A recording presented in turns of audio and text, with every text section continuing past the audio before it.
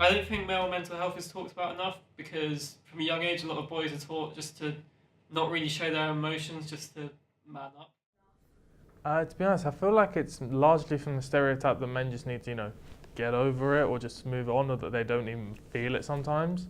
I feel like it's just a largely stereotypical thing that people think that men are always strong and they don't have to worry about this, when in reality it's actually largely the opposite.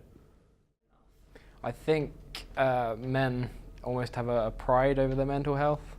They're seen to be the provider, they're meant to be quite stable, so they have the kind of predisposition not to show as much emotion as women. To be honest, yeah, I would definitely agree with that. I feel like there's this big like I just said, there's this big culture about men being, the sort of strong and silent ones, and whereas it's the women that always gossip and talk about their feelings, when in reality I think it's more, a halfway point. It's more a case of like women will feel these things as well as men.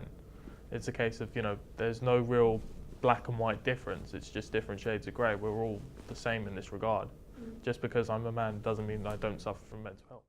They're seen to be quite strong, so they aren't able to open up about their feelings as much as a woman maybe.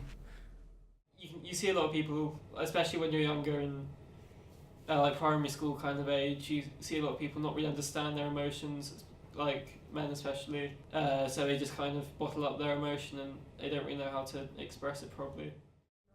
Yeah, I think living in London there is a lot going on, and perhaps you have a little bit more to worry about than living elsewhere. The cost of living, for example, is so much higher than elsewhere. You've got a lot of stresses going on, so potentially that could make mental health a bit more of an issue.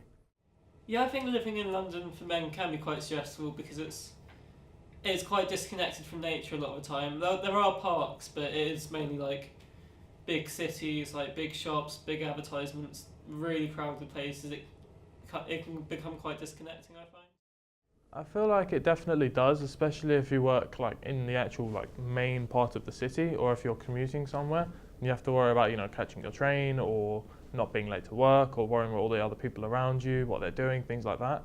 I feel like that can definitely cause stress and anxiety as well as other issues.